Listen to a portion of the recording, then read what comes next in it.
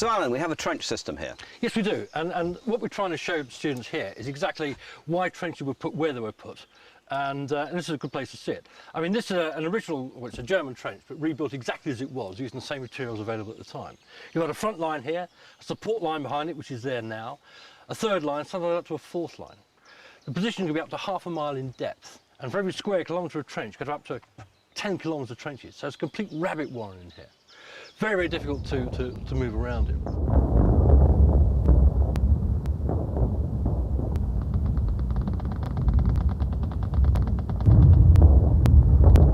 Most people thought that the soldiers were put here really until they were killed, wounded, or the war finished. Not so. It was, in a lot of cases, like a 21-day cycle.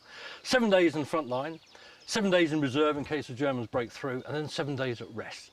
But you didn't really rest because everything was done by hand. Everything was brought up at night, food, ammunition, water supplies, everything by night. One of the things the Western Front, of course, had plenty of was men. And you'd be absolutely bone tired bringing this stuff up, and you didn't really say get this rest. Of course, the biggest problem was how do you communicate? Because battlefield radios hadn't been invented yet. Second thing is, how do you, find your way around this maze of trenches, particularly when you got into an enemy trench? And the third thing is, how did you fight?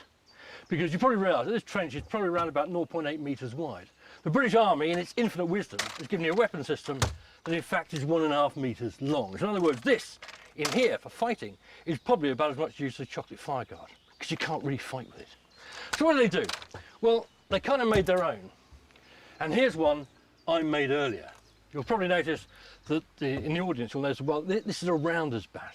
And all you do is you drill a hole in it, put some lead in it, give it a bit of weight, and because I come from Essex, I bang 6-inch nails through it.